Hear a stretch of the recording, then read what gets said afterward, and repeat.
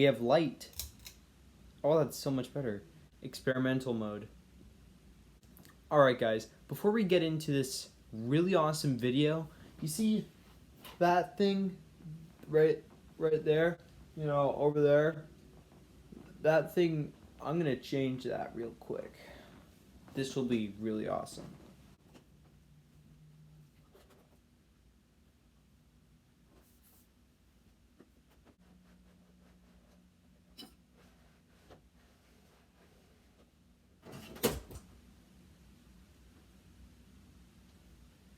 Nothing happened.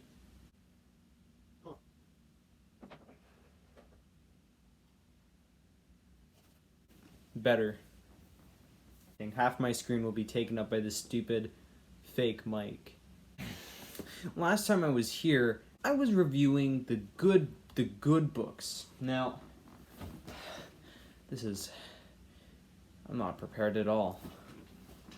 Last time, we did these 3 Tintin books. This time, we are doing these 3 ones. I don't know if you saw the last video, which if you haven't, I would suggest you go do that. We're just gonna get right into it, honestly. Just go watch the last one if you haven't. Like I just said, 4, 5. I'm not out of breath. I swear.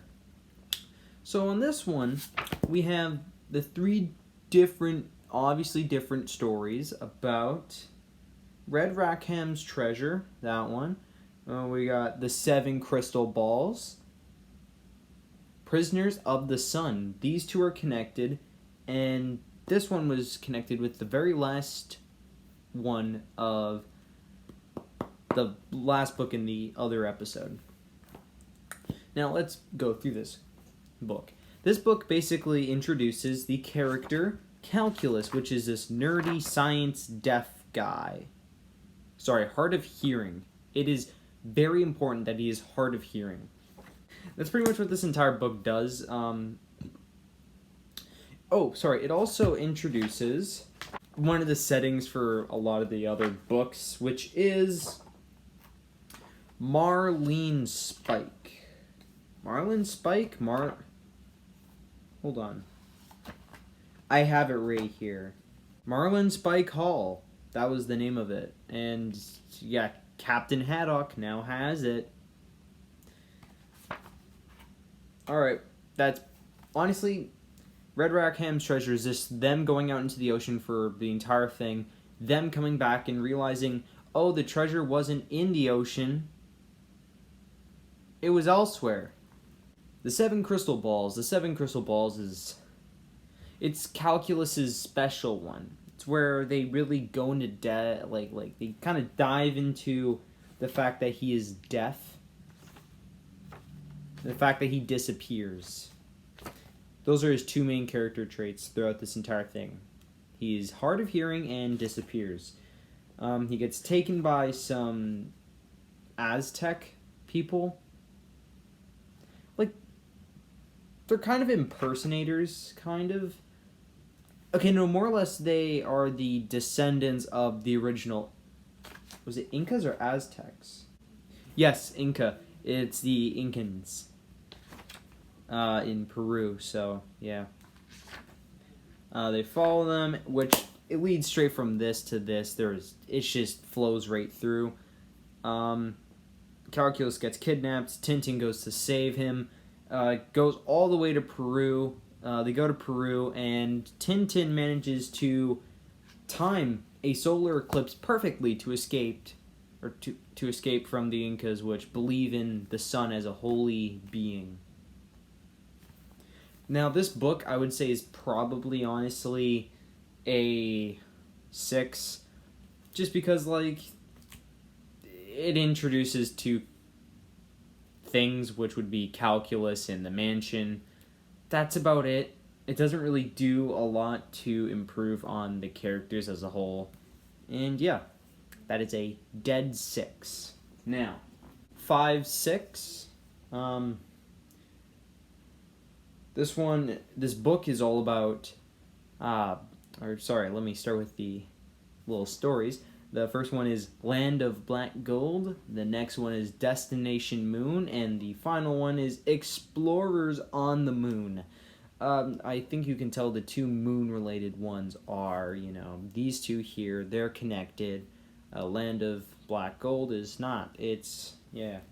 So in this one, it starts off with Tintin discovering the fact that a bunch of petroleum is being exploded. That's not. So whenever petroleum is being put into the cars, the buggies, the vehicles, it is exploding, which is causing the engine to short out and fail. Basically immobilizing everyone. That's not the right word. Yes, it is. Then Tintin goes to, where is it that he's going? I think in the Middle East to basically discover where the oil is being doctored to be explosive, to have explosive results. That's pretty much honestly the entire thing. No, that's really the entire thing. It takes so long. It takes pretty much half of this volume book to get through it. It's really long. Destination Moon, Calculus goes to someplace in Europe,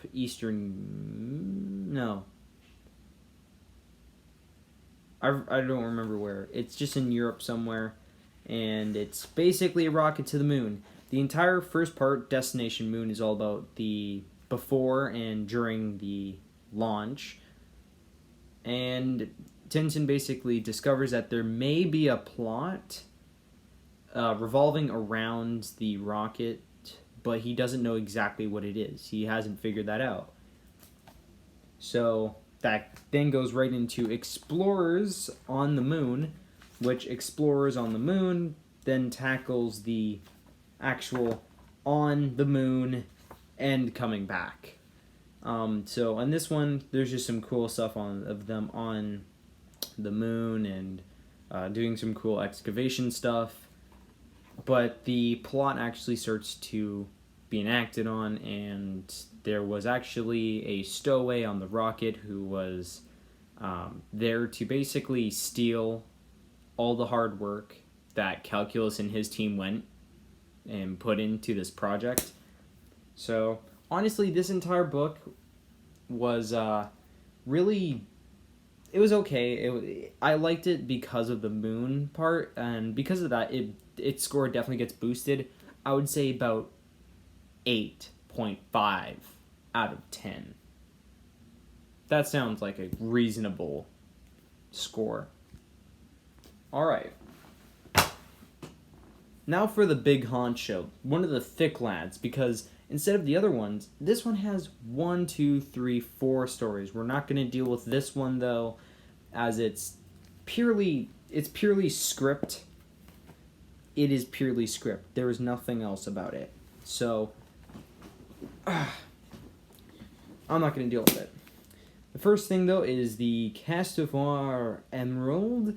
The next one is Flight 714 to Sydney, and Tintin and the Picaros.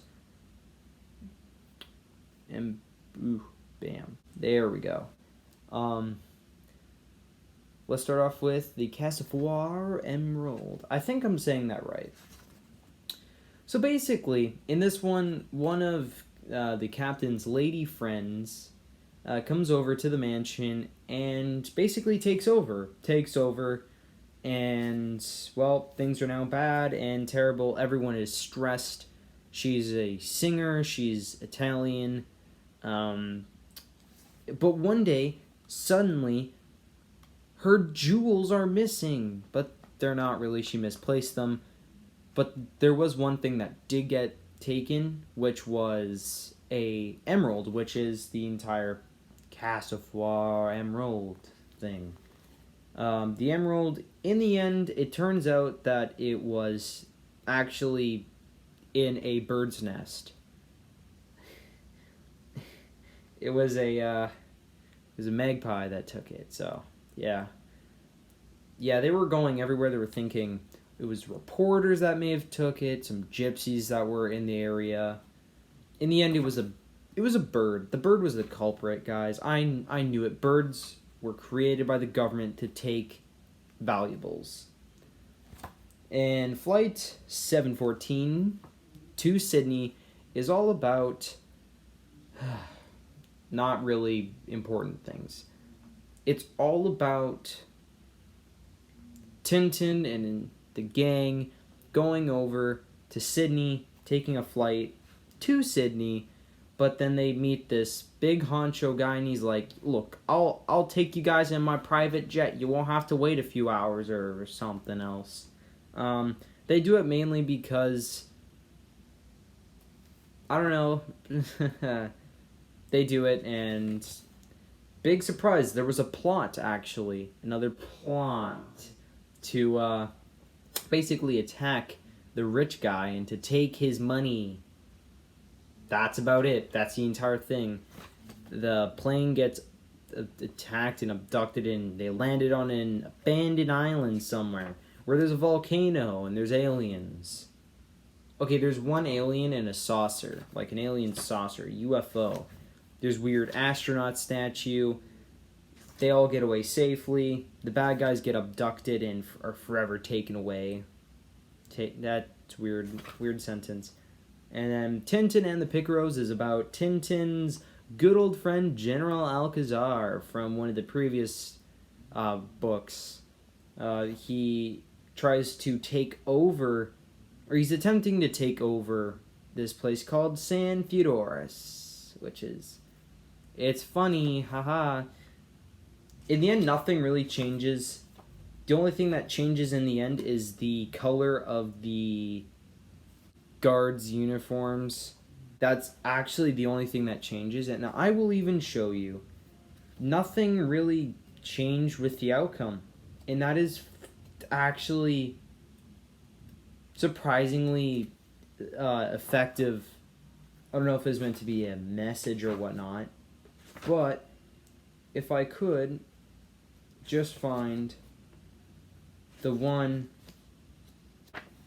you have this frame here where it's got green soldiers and they're patrolling out in the area where it's got people and whatnot. And then as soon as Alcazar takes over, guess what? It's a mirrored version of it. It's just different colors with a different sign. Nothing has changed, and that is terribly. It's so interesting that they would have such a cool image, I guess. It's really more of a statement on like civil wars and stuff like that. That's what I take personally from it. But anyways, this book I would say is definitely way better with some of the stuff, even though I definitely kind of just flew through it. I would honestly suggest for this one that you go and get it, or get the small books, like the single adventures, because this one is great. I like all these ones. Besides, the last one, the reason I didn't do it is because it's in script form, and I still don't even know what the entire plot is, even after reading it many times. Yeah. This book gets a... It is definitely better than the previous one. This one is definitely... Out of all of them, it's the most perfect that you can get. So I will say, this time it is a 10 out of 10. That is really damn good. Guys, I'm going to have to go, but I want you guys to like, subscribe, and... I don't know, say something funny in the comments down below. That would be funny, wouldn't it? I'll see you guys maybe in a week. And this time, I mean it.